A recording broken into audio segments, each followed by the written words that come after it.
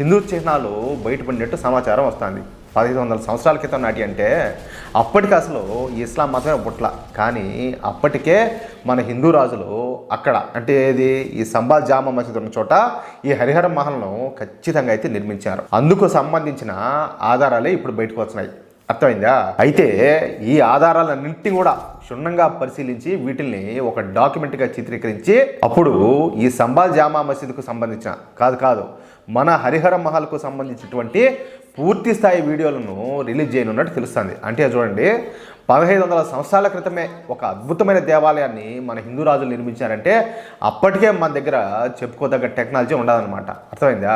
అలాంటి మన రాజులు మన డబ్బుతో మన దేశంలో కట్టిన మన దేవాలయాన్ని ఎవడో దారిని పోయే దానయ్య మాదిరి ఎవడో దురాక్రమణదారుడు వచ్చి ధ్వంసం చేసి మసీదుగా మార్చి మన కూర్చుంటామా? కూర్చుంటామంటాలే కాదు. భారతీయులు